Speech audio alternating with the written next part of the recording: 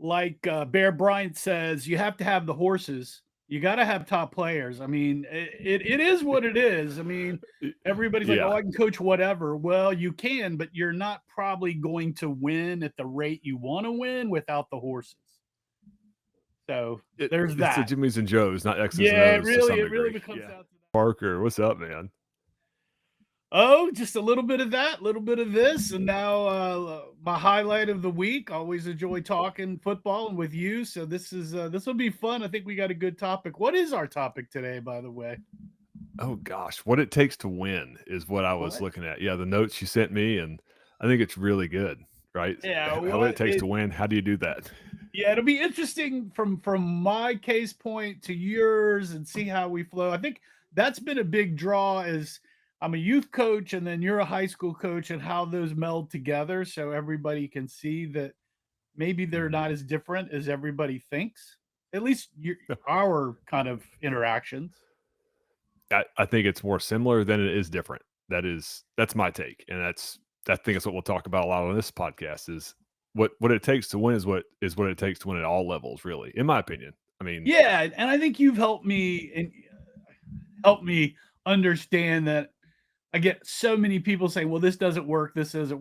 But when I talk to you, it's like, "Well, this stuff seems like it's almost really close to what you're doing." So I think it mhm. probably works. And I do know from a high school coach that's coached with me who loves the stuff that I do that it does work at a high school level and higher level. So Mhm. I think, Oh yeah, yeah, yeah. And so how I think it takes to win, hopefully, will be close to yours. So you want me to go first, or you want to throw in, or go ahead. I love doing this with you, so I can kind of sit back and play off your lead. And go ahead, coach. You got it. all right. Well, I sent you like two and a half, 3 pages of notes from like 4 articles You that did. I I've love it. done since probably 2010 on, how not to lose, how to win, what it takes. And I was rereading that right before we got on, and I'm like, okay, just write down like kind of quickly, and then we can kind of bounce off of that and get more into maybe the notes. But I wrote down real quick, and I'll read these off. We can go back through them if that's okay. I think it's Yeah, of first. course. First, you have to start with great coaching. I mean, in organizational planning, that's kind of if you think you're going to win, that's where that's going to start. Uh, Bear Bryant says, you have to have the horses. You got to have top players. I mean, it is what it is. I mean, everybody's like, oh, Yeah, I can coach whatever. Well, you can, but you're not probably going to win at the rate you want to win without the horses. So there's it's the that. Jimmys and Joes, not X's and Yeah, O's to some it really degree. becomes Yeah. down to that. And then the fundamentals, blocking, tackling, those are really big keys. You've got to have that. I think for a youth team, and probably in high school too, you've got to have a great parent group that's supporting you as the youth coach because there's Mhm. so much going on. If you have a lot of chatter, it distracts you and you're having to deal with that. I think you need to be using proven playbooks that have worked and they know that work instead of you drawing up plays and forgetting about the running backs blocking and that kind of stuff. This other one, I think you need a little luck and you definitely need skill, but I'll take luck any day, right? I mean, there's a Yeah. couple of games in there where I'm happy to be lucky. I'm really happy. So let's see what the other and I think you need to be flexible, and then in the great coaching, you have to motivate, teach, and that. So I think those Mm. are I rattled off a lot, but I think we can get back through that list. What do you think? Yeah, I Was it think that's all good. I have it put up on my phone, and yeah, I mean, I think that, jeez, there's just so much in there. I think, like you said, using something that's proven. I remember this was years ago. This was 2000, golly, 2012. I was on a staff, and one of the assistant coaches was talking to the head coach, and there was me and another assistant there. So there was four of us standing there, and one of the assistants was saying, "Hey, we should just try to do something totally new." me and the he was saying that to the head coach, and me and one of the other assistants who played the NFL for a minute right? looked at each other like, I don't think that's a good idea. Like, I think you could pull bits and pieces from things that fit together like a puzzle, Right. but I don't think trying to reinvent the wheel, at this day and age, even that was what, 14, well, 13 years ago? That's not a good idea. Let's use something that's worked and then mold it to how our personnel, but don't try to reinvent football. Yeah, was this before the season or in season? During the season, we had struggled to stop Yeah, some people on that's defense. yeah, that I was Oh, and gonna I was like, say, I've "No, got no." probably 4 guys right now asking me about should I change my offense.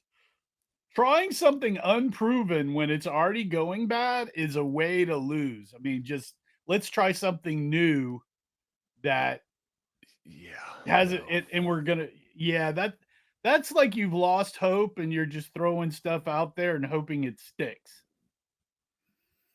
Yeah, and I think there's room for modification, there's room Yeah, for, "Hey, we haven't used this part of our scheme as much," right, or, like, "Let's stay with our base concepts," like, if you're, a god blocking team or a right. like an ISO, blocking team or like a zone team, but, like, don't you can have some adjustment in that, like, how Modify. who Right. modify the personnel, maybe the formations, but when you just try to start over, I don't think that's a good idea. Like, No, I mean, it's there's not enough always time in the day. yeah, I mean, if you're putting in a play just to try something new kind of thing, but to say, "Oh, let's," like, "We're gonna install this 7 play, 8 play package that's totally off the Right. wall that I just drew up last night." Now, Mhm, there's the 2% of people that might be able to pull this off, but, I mean, for the majority of us, that's a risky move, and I mhm, think to me, I've told a couple of guys, it really gets back to perfecting what you've got, especially if you've kind of won half your games. mhm, Perfect what you've got, perfect your blocking and tackling, and put in a little bit of a package of 3 or 4 plays that are proven that will work to add on to what you're kind of doing. Like this one mhm, guy I talked to, he's running kind of a flex bone stuff, and he's running some tags which make it look, a little different, a spready thing. But he's got a base of power guys that he can use because he says he does really well on like dives and stuff up the middle and sets up a lot of other stuff. So I was like, well, put in the pistol that looks like a flex bone and run downhill since that's what's working for you. It'll hit quicker and it's a little bit more power, and you can block the edge with like a broken kind of pistol and have him over at the mhm, wing and overload to his side. He's like, yeah, that's probably a good package. And it's like, yeah, that's a simple, it fits and it's a mhm, proven system and it's got something for you there to add a little oomph. mhm. Yeah, I think anything that's proven, meaning, like, in my mind, proven is like the blocking rules you're using, and then, Yes. like, the aiming points for the back and the systematized approach to play calling, that's all good stuff, and Right. if you need to modify that because of injuries or because, "Oh, this kid does this better," that's awesome. I think that's really good coaching. Right. Right. So yeah, I think the proven playbook is a big thing. You're right about that. I think, like I said, my start of the list was, it takes you've got to start with a great staff and coaches because what you were just saying, he's wanting to throw something in there that's out of kind of Mhm, off the wall. To make it win consistently, you've got to have a staff and a group that are kind of like on the same mind meld mhm, thing, that we're all mhm, going for the same goals and we're all believing in the systems we're installing and calling. And I think if you don't have that consistent belief in what you're doing as a group, that starts to distract, and then mhm, it's not going to work. I mean, mhm, and a lot of guys uh, will argue about which defense or which offense that the head coach has said this is what we're going to run. Uh, Oh, yeah. We're going to commit to this, and then Oh, there's man. this right. Isn't that a distraction now? that you've got oh, 2 of the 5 or 6 guys, like, "I don't believe in this," and it's like, well, you've that's not gonna work, really. That's a tough haul uphill, don't you think? oh my gosh. I'm thinking of a particular season, which I will not name as a Names? head coach. And yeah, no dates on this one. And man, just some daddy ball on the coaching staff. Oh my god. And oh my goodness. And yeah, and it's interesting. I mean, at any level, it's bad when a coach wants their if they're coaching their son, which is great. I mean, I think this day and age, you kind of have to have that to some degree because coaches, there aren't a ton of coaches lined up to coach, at least where I've coached. Yeah, I And mean, yeah, exactly. and yeah, but when the dad just wants his son to have success at the like in opposition to the team's success because they want stats for their kid, that's a tough conversation. And That especially if is they a don't see it that way. And I've had to like work through that for really like 2 years, just work through that. And so at some points it got better because we were winning, but then if you lose, oh my gosh, it's well, my yeah, kid that should have, whatever, whatever, whatever. yeah, that daddy ball assistant on the staff, I've had a couple of those, and it is difficult. We've actually Mhm. kicked one off mid-season because it just got so crazy. That was Right. unfortunate. But yeah, the total belief in the system that the head coaches has put down, it has got to happen. And then when you have these distractions by the assistants, it Mhm. really hurts the overall progress of the team because everybody sees it, not just the coaching staff, Yeah, players, and parents, everybody, that there's an yeah, argument within the group. And then if you right. have a little twinge of non-success, there's all this Mhm. blame stuff that starts to happen with the parents and the coaches and all this. And so it Mhm. adds a lot of fuel to the things that don't need to be there.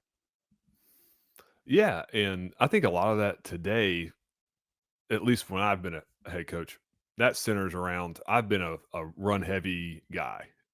Right. And you get people that are buy into that and then love it, but then people that'll say, well, if we just threw the ball more, or if we just spread it out more. Well, I would do that if our personnel fit that, but if it doesn't, I'm not just going to do it because teams do it that play on Saturday or are good in our state that have won state championships. Well, they won the state championship because they have the best players, like, and we don't. So we have to do something different than what they're doing if we want to have success. Man, that leads right into the second point on this. That's why you're such a good host on this podcast. Oh, stop. Is is the players?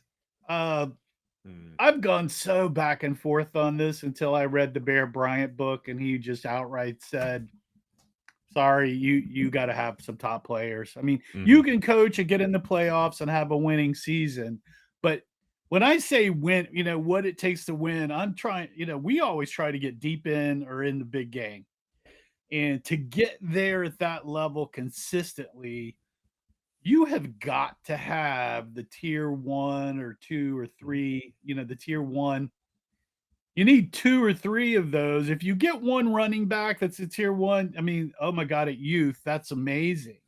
If you right. don't have one of those, you can get to the playoffs with blocking and good fundamentals, but you're not probably gonna get to that next level game consistently because you don't have the speed. So, you really, I mean, to me, you need 2 of those guys and then a Mhm, group of 6 really good ones behind him. So you've got 8 or 9 of your 11 on one side of the ball that are pretty solid and 2 kinda studlies.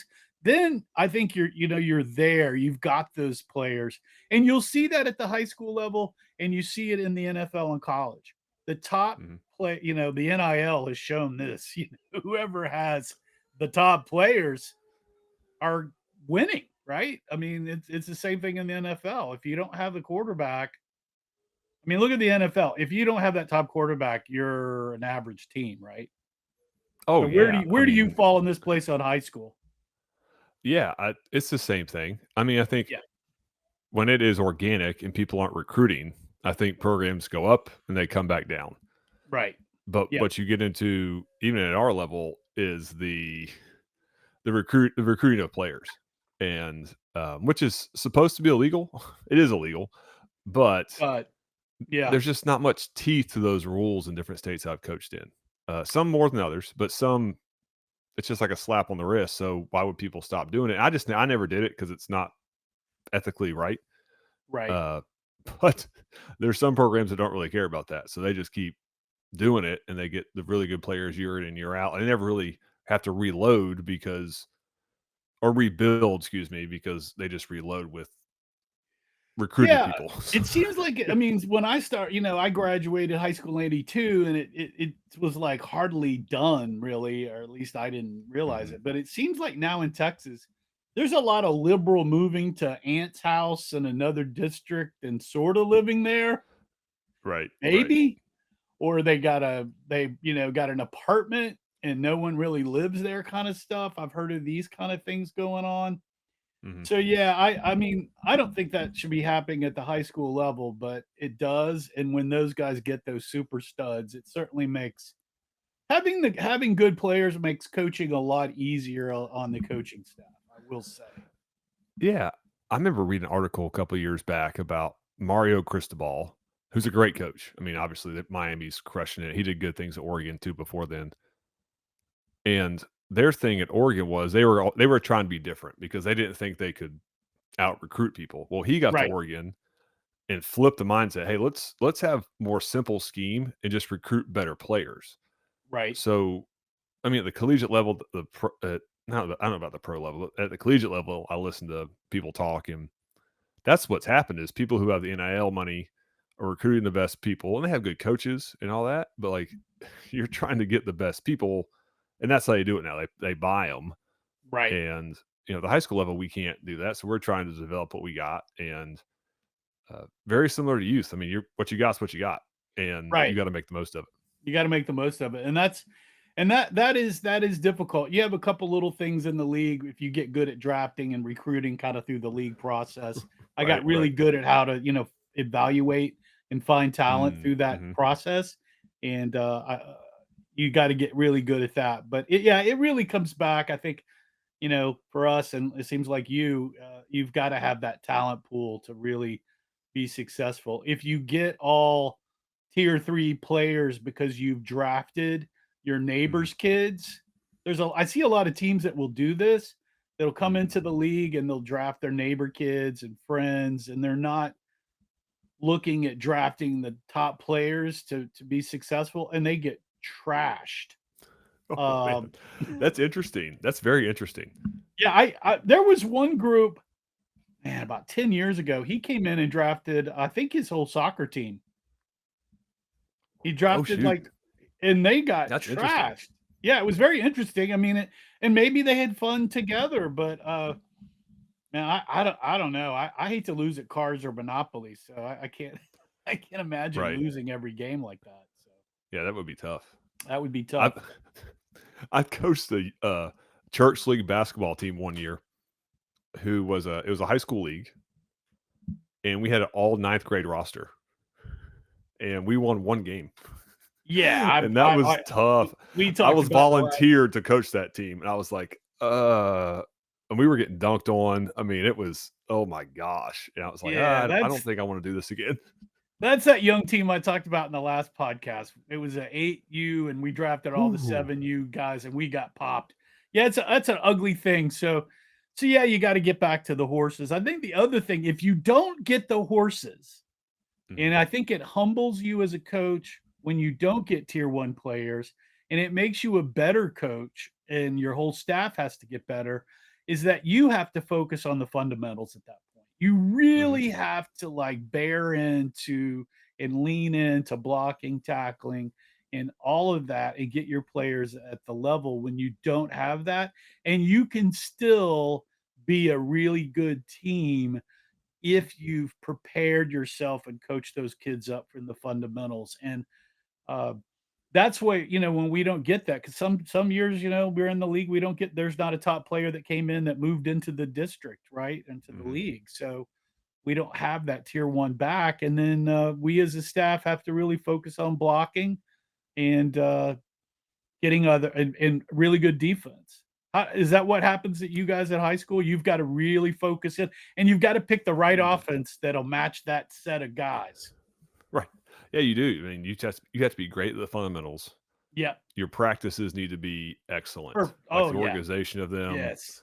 the coaching at your practices, the filming of practice if you can, so you can go Film back and make awesome. Yes. corrections. That's a great point. And I took great pride in one of the places I was a head coach. We had, I mean, the program had lost like 20 games in a row, and we had won 4 games the next year or 2 years. Excuse me. We had lost the program had lost like 20 games, and we ended up winning like 4 games one of those years. Right. I went to practice at a school that was in the second round of the playoffs, and I watched them practice, and I thought to myself, we practice way better than them. They just have a lot better players. And Yeah. that gave me and our staff just okay, we're doing everything we can do. It's just they have a couple Division 1 guys. Actually, one of the guys is playing in the NFL right now. Yeah. And yeah, so that's why they're better than us, but we can't control that. Like, let's just control the controllables, and we have to define success for us. And I thought we did a good job of that. Yeah, that's a really good point. We've had a lot of assistant coaches come in. We drafted them, or they wanted to get on our team when we brought them in. And one of the reasons they wanted to get on on our group is to see how we practice and to confirm what they thought they knew about youth football and how coaches to coach. And then they would go out and be a head coach. But they wanted to come in and see how our program worked so they could confirm, okay, this is what I believed or didn't believe, and this is how we're going to go do our own team. And so that's interesting when you run a good practice. That is a really key. I mean, it gets back to I think who was the old Washington George Allen has a Mm, quote that says football coaching really gets down to organization and planning. That's yeah. really it Full starts stop. here. Yes. Yeah, it starts here. And if you can get that down, that's really good because I see a lot of the winning teams at youth who the coaches have come out from a corporate management background that have been through all these organizational training programs at these Mhm. big, huge corporations. I worked for GM, EDS, and they sent us through all these planning and organization management. Those coaches are really good, even if they don't know football, because they're highly organized and they plan for everything. So, Mhm. so yeah, I had a assistant coach one time call me. I'm not bragging on myself. I'm using the words he used. You're a great administrator, and I wasn't a yes, principal at the time. But you have to have administrative skills to organize practice, booster club, off season schedule, bus times, pregame warm up. Like that's the job of the head coach. Is how do you get people in the right spots and let them do their thing because you've hired good people. yeah. When I started the clinic for our league a long time ago, because we were trying to upgrade all of the coaches within our league. So I put together a training program for them. And one of the things when I would talk about is you're a mini CEO of your team. That's good. You're managing the players, your staff, all the administration, the parents, the league, I mean everything, and you have to consider yourself basically a business owner, CEO of that team to be successful. And if you work it like that, you'll be able to deal with everything. But if you are not organized and you're always late to practice and you don't have the plan, your team kind of goes that direction too. Because what did they say? If you don't plan, you plan to what? Fail. Fail. And it is so Yeah. true. Oh my God. Yeah. I'm telling you, big props to the guys I'm coaching with at the youth level this year. They are organized, ready to go, and it shows. I mean, the practice is organized. They do a good job, getting the scheme ready, and Yeah. And yeah, the other thing that that organization will do for you and the good communication that comes with that. I mean, there's probably a whole podcast on how to be a great coach. Is yeah, that yeah, I mean, like the staff, I mean, there's a ton of stuff there. but is if you're not winning, but you're organized and your practices look great and everybody's learning and the players are happy, the parents will put up with a losing season to get to another season. They Yes, won't absolutely. Yeah. jump you as bad as if if everything looks great and you're doing everything right. But if there's Yes. all these hiccups, you're gonna get blasted. Especially at the youth level because the parents are sitting there watching practice most of the time. Yeah. Yeah. And those are professional people, right? Yep. They're professionals that have jobs and they're required to be at a certain level of proficiency at their job. And they may not know football like a football coach, but they know what organization looks like. Right. And like you said, if it's organized, you're developing your players, you have more room for losses Right. because they can see, oh, you're organized, you're developing our kids. There's a reason for this. Absolutely. Right. I always ask because when I do my parent or emails when they go out, I like to see who's coached before or who's a coach in baseball and basketball. So I Okay. know the guys who are maybe a little bit chippy when if we're not doing something right, or I can go ask them, or you should Mhm. ask some of the better coach. Like I coached on my third team. I was on a team with parents of two highly celebrated travel select baseball guys that were winning everything in the state of Colorado. And Mm. their kids were on my team. And so every now and then I'd go over and say, "What are you guys seeing?" And I learned a couple of things by doing that they saw that we integrated into what we were doing. So I know a lot of times youth coaches, they don't take some of those comments or suggestions, but I feel like there's always 20% there Mhm. if there's the chatter. And you've gotta take it in and decipher the good out of the chatter, and you may learn something. Have you seen this? Absolutely. Yes, I have. I've taken people's ideas that our parents are stakeholders in our program, and I've used them because hey, that's good. That's a good idea. Yeah, So let's use that for us, and you get more buy-in with that. I mean, that's right. that's just a fact, and I think it's important to do so. If someone has a good idea, use it, steal it, make it Yeah, yours. no, yeah, exactly. It doesn't matter where it comes from, and that gets to that next point. I mean, if you're going to win long term, you've got to have this great parent group that you have managed. You have to manage the parents now or coach them, whatever you want to say. But with the Mhm, player, you have to coach the parents also because they're helicoptered in, they're sitting there, they want to know everything. That's just the way of the world now. It's not like when I grew up, my parents dropped me off and they left and they came back and picked me up. That's mhm, not the world now. Everybody's involved with their children. And so I think you want to be able to manage that group, give them great communication, show that good organization. And, we after practice, you'll see on my practice plans, go mingle with the parents and talk to them. oh, that's good stuff. Yeah, absolutely. Yeah. That's a huge thing is to getting to know them. And then we try to do after game lunches at a restaurant, our sponsor. So they come Okay. in, they get to know us as humans, not as coaches. And it's really interesting when some of the parents will ask, you're not paid, you're not getting anything out of this. I Right. find Yeah, that yeah. they don't understand that you're just a volunteer and you actually have another job. And so I think at the youth level, because some of them come out of travel baseball and soccer where those coaches are paid. Right. Yeah. And that's a Yeah. good point. That's a really good point. Yeah, they're paid. So it's really interesting when you're like, no, I'm a volunteer, and they're like, you're putting in 40 hours a week basically as a volunteer youth coach. And I'm like, yeah, it's 30, 25, but it's a lot of time. Yeah, we don't get Mhm, paid, and we really appreciate your support. And mhm. that's a big deal having the great parents because the other side of that, I probably had four really bad parents in my career that really cause your whole season to suck, really. I mean, they're just always chattered on Right. you, and you're not doing anything wrong. They just, for whatever reason, you're one of those 10% of the people they just don't like for some reason, and they've chosen you, and that sucks.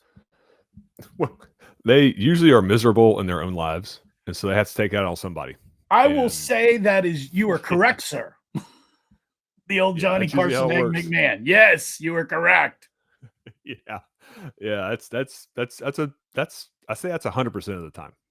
That if there's Yeah, I something going on in mean, their life, so then you're the easy target because 'cause you're the coach, and here it comes, whatever they wanna say. yeah, if you wanted to coach that your son so bad or the team, you could have volunteered. I mean, it's Oh, in yeah, for sure, absolutely, yes. yeah. So I don't really think people understand the amount of time and sacrifice that we do for their Mhm. children to have a great experience. And what's funny is, 95% of the time we're a winning team and they're still complaining. Yep, this is I'm wild. like, So oh, I cut you off, go ahead, I'm sorry, I cut you off, sir. no, no, please, please. It boggles my mind. Yeah, my first year as a head coach, we went 0 and 10, and we were I mean, big time rebuild. They had gone 0 and 10 the year before and lost by like 40 points a game. And then we had gone 0 and 10 and lost by 20. So we cut the margin in half, but still lost 10 games. So the next year we win 4. We start the year 4 and 2, and we had more complaints that year than we did the 0 and 10 season. And I just thought to myself, man, this is a wild story how this goes, because when you have success, I feel like people then want their kids to have success, and if their kids not having the success they want, then it can become a little bit of an issue. You just have to manage as the head coach. Well, here's a crazy one, and probably a lot of guys that have coached a long time at youth have heard this. So, of course, I run the beast, and I run multiple. I run a pistol and I run a Mhm. lot of stuff. But beast is a package. And it's a short yardage package for like 11, 12U for us. I mean, especially Oh beast yeah. tank and the wedge. Mhm. Those are two great short yardage plays that we'll run. And we have hurry ups, hand signals to do it quick if we want to get short yardage and stuff. And we were running it under center with this run fullback. I mean, he was so good in traffic, just amazing. So Mm. he's averaging 6 yards with beast wedge and beast tank every time he touched the Oh ball geez. for an entire season. So 3 quarters through the season, his dad calls me over and he goes, "We hate that formation and we hate that play." Oh my Now gosh. we're winning. We go into the Super Bowl this year. I mean, we're in the play. We're already the number one seed in the playoffs, right? So, and he's telling me on the sideline, and I'm like, "Did you see? He just ran 20 yards on a beast tank. What are you talking about?" Well, we just Mm. hate it, and I'm like, "You do know he's averaging almost 10 yards a carry, but he was unhappy. They're just unhappy. Mhm. He's getting the ball a ton. He's averaging crazy yards. We're going to the Super Bowl. We're winning like every game but one that season. I don't get that. Do you? I mean, have you seen this? I have, especially if you're a contrarian. People want to look like the games they see on Saturday and Sunday. Well, And what's funny though is we were running because I was running defense that season, and partner in crime, the other head coach, co-head coach, he was running a split backfield with spread stuff as an mhm, offense. So the beast was like a package for short yardage. So right, it was right. like they were seeing normal, but I don't know. Mhm. It's just a crazy world right now. That success breeds complaint. It is, and I think we live in a social media age, so what gets more attention on social media is it complaining or praise? And it's definitely complaining. And I think Yeah, people have gotten used to that, and that's something that we can help them with as coaches is, hey, I think we need to praise this player, praise this program, Right. because you'll feel better. I promise, you'll feel better if you're praising somebody Right. as opposed to criticizing them. And maybe that's a leader teacher role we have, trying to help parents understand it's better to praise than it is to criticize. Right. So I think we buried the great parent thing. So yeah, I think great parents, you got to have that to Got to, one got to. to have a great program. Let's see what else. I think we've hit a lot of that first list, except for definitely. I mean, we can just say it again: luck and skill. I mean, some of those games when Oh you're yeah. in that are close, you'll get a lucky break. You really Hmm. need that. Skill is definitely in the fundamentals, and we're working on that. But to be a consistent winner and things, you need in those games sometimes to have those breaks. If it's a Mm. fumbled shotgun snap, it bounces right back to the quarterback instead of, Hmm. so you need some of that. I mean, I'll take it anytime, and I'm always happy for Mother Luck to give me a fumble or two, Yes. right? I mean, don't Got you think to. you need some luck? Oh, coach, yes. I think back to different games, things that, when we won the game, these things went our way, and when we didn't, they didn't go our way. And man, I used Yeah, to get really caught up in that and like really stressed over that. But now, like the last couple years, and then looking, forward to the future, I just try not to, because you can't control that. I mean, that's one play that didn't change the whole outcome at the time, like the finality of the game, but it definitely helped. So, but it's just trying to like overcome that. Okay, what can we really focus on and try to control the controllables on our end? yeah. No, I totally agree with that. Let's see what else I get here. We already talked about the organization. I think the other thing that your staff has to be, we talked about great coaching, but a lot of guys are like, what is that? And Mm. uh, I think you have to be a great teacher. We say Oh coach, yes. Oh we my say gosh. Yes. coach, but it really comes down, and this is one of the things that a friend of mine, Dave Caesar, was wanting to get on the podcast, and I think this is one of the topics he wanted to talk about was coaching versus being a great teacher and what that means, Phew, man, that's especially deep. at the youth level, because that Hmm. separates really the men from the boys in coaching, right? Hmm. Hmm. On are you able to teach the skill and techniques at a level that they understand and will learn versus just spouting out some words? Yes, and if you're getting it on the field, you're a good coach, and if you're not, I don't. When I say you're not, I mean, like, if the other kid that kid's playing against is just physically that much better, then okay, let's. Right, That's not what I'm talking about. But if right, they're close to equal and you're not getting the outcome you want, then you have to reevaluate your teaching process as a coach. right, right. And then one of the things that we see is that if we teach enough of the techniques to the youth players, even though they're going up against the bigger guy, if they understand all the techniques that they could use against the big guy, their confidence level goes up. We've had a guy Hmm. where we taught how to crab, kind of cut at the thigh kind of thing. And he was doing it to this giant, and he was a small player. He'd come over to the sideline. Oh my God, it works. Yeah, there you go. I can do it. And then all season, Mr. Teal, uh, was one of my best guards, and he was probably half the size of the whole offensive line because he had great technique and was highly coachable and learned what we were trying to teach him. So, yeah, I think a lot of coaches struggle on the teaching side. Uh, Although they're coaches, they haven't got to the.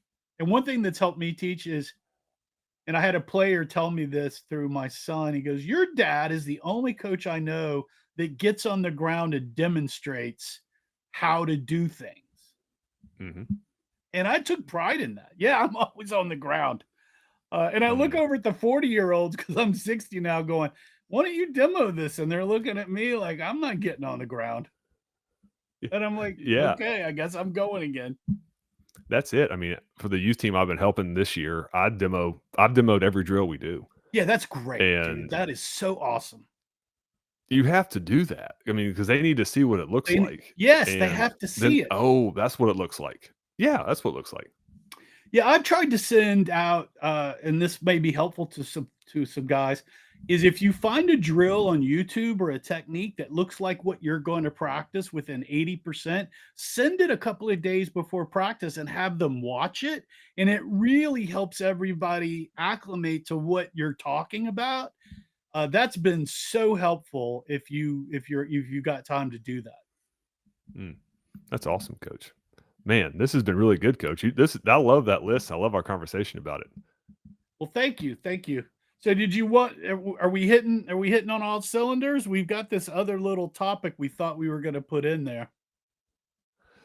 Oh, man, let's see. Let me look at my notes. Let me see the notes you sent me. Let's The see. What'd you say? spread mind group hive. Oh my gosh. Yeah, let's take a couple minutes and talk about that because I like that. Let's talk about that one. Yeah, I mean, do you want to go first on this one, or you want me to try it? I mean, you're the high school guy that's Oh my probably gosh. got all of this thing. I call it right now, and I was when you and I talked about it. I'm calling it the hive mind. That is Like yes. everybody's become cyborgs into the spread, and that's all they want to And think about at the high school level. high school level, and it's interesting because I think that like you talked about, you have to do what's best for your program and your players. And that's the opposite of what I think I see a lot of. And maybe people will get mad that I say that, but just because you see it on Saturdays doesn't mean you should do it on Fridays or Thursdays whenever you play. Uh, because they have different people than you. Yeah, And I think that you have to take a long, hard look at what would actually work for me and to give me a leg up on the competition. And yeah, I think the teams I have played as a coach that got beat the worst were the guys who tried to be in the spread and throw it around and they couldn't. That is a right, recipe to get 50 hung on you every week because you right. stop the clock and you can't complete the ball. And then, oh my gosh, your defense is on the field for a long time. And I'm very thankful when we've played those teams. That's been a Yeah. fun day for us. But you see it because it's, oh, that's what everybody's doing. Well, if everybody jumped off the cliff, would you do that too? Like, I don't think that's a good rationale for the scheme you pick. Yeah, I mean, this got me is I watched, and this gets back to kind of I think powers coming back because I think spread has become like the wishbone. At the wishbone, it was like the offense. Yeah. Everybody ran that or the power I kind of option. Everybody, and Hmm. even the option out of the veer kind of thing. This whole option kind of stuff. They were all very similar, and what happened was is defenses learned how to stop all that. Right. And I Right. think what's happening now is the defenses are starting to learn really how to stop the spread. So I feel like I'm old enough now is when the defenses catch up to the offense, then you see major changes in how the universal offense works, and there's Yes. going to be a new shift. And I think that's coming because I keep seeing more teams. And if you look at the NFL, Detroit, Baltimore, San Francisco, Dallas used to be this power, power, power, power. Then they throw play action, power, power, power, throw Hmm. play action. And I think you're seeing more NFL teams kind of, okay, this is where we're going. And hopefully that falls back into the college and high school levels. Yeah. Shoot. In the great state of West Virginia last year, in their four classifications, I think in one of the classifications, a team running the single wing won a state championship. That's great. And then another, the wing T, won a state But hey, championship. coach, those And don't work at higher levels. that's not true at all. The single wing team won by like 40 points a game, something ridiculous. Yeah, Because people don't know how to stop it. I People don't know don't, how to you don't, stop it. Yeah, the old 70 well, diamond man will help stop that thing real quick. and I would say too, like maybe a coach knows how to stop it. Like he has a good scheme, he teaches it well. But to get the scout team to actually run that, To run right, to run if it you at the don't level. run that, right, to run it to give your defense a look is impossible because those kids have never run something like that in their life and Right. or in their football playing life. They never run that before. They never had to defend it before. Well, I was so happy because we had talked about this topic, and then there were 2 top 10 teams on TV for Texas this week, and I watched that game. And I've got a following that some of those guys go there and stuff. And Hmm. they were in spread like a trips bunch, and the other team was kind of in a 2x2. The 2x2 team really couldn't throw the ball that well, so they were just Mhm. dumping the ball off. And then, which I thought was great, is the other team ran this trips bunch pretty much the whole time, but the quarterback ran the ball 75% of the time. And I'm thinking, you're just running single wing kind of stuff in this bunch. Yes. Why are you spread? I heard a coach the other day is like, if you're going to spread out and you're running the ball, why not move them in a little tighter and chip off and run the spread with Mhm. some chips? And Mhm. I was like, well, yeah. And I was telling my wife, look, they could do this for a first and move in, have the inside receiver of the bunch kind of chip off on the edge guy, and he's going to get 20 yards instead of 4. And Mhm. it's like, I didn't see the diversity that I thought I was going to see from these top high school teams. And I was very disappointed because if you're if you're just wildcatting a spread with your quarterback, that's all the beast wide and beast double wide is. And why is everybody telling me that my shit doesn't work? Sorry, pardon my French. I love When it. This is a when podcast. the Do it. when this top team in Texas is just running a wildcat with their quarterback, and I'm like, okay, I'm not taking any more guff Mhm. off of people because this top high school team. And it's funny, I posted it in a forum, and one of the guys from Alito was like, yeah, that they're just running basically a beast out of a bunch with Mhm. their quarterback running all the time. Mhm. Yeah, when I run it at the high school level one of these years, we're definitely going to put all kinds of film on our YouTube channel and be like, no, it does work at the high school level. Yeah, so it was funny. We talked about it earlier, and I was going to post it on my forum, but since you've said it, if there's a high school in Texas or anywhere and they want to fly me in and put me up in a room and dinner and feed me for a week, I'll be I will help you install a 6-play package or 4-play package of the Beast that I've been installing for 7th and 8th grade playoff teams that shreds everybody. Mm. Because if you're running a spread or a flex bone or even a pistol and you're kind of spread out and no one has seen the Beast, you can easily shift in quickly and that defense is not going to know what hit them, especially if they've had no film on it yet. Mhm. So there's an opportunity for maybe a third seed that wants to kind of put something extra special in, just a little package, and we can get it in because I've installed it for 7th and 8th grade teams. Beautiful, coach. That's awesome. That is a perfect spot to end and for you to plug that. I think that's great. That is fantastic, Yeah, and I well, think thanks people for should letting take me advantage plug of it. that. Yeah, we'll see if everybody can get over the spread mind meld, and we'll see what we have here. Hey, We're just remember to preaching play that for here. fun and funning and winning is funner. What'd you say, Coach? I'm sorry. That's what we're doing here. We're spreading that message, man. Let's go. Let's go back to old school smash mouth Yeah, football. Let's we're do it. spreading the love, man. Power is awesome. Run people Power over. is awesome.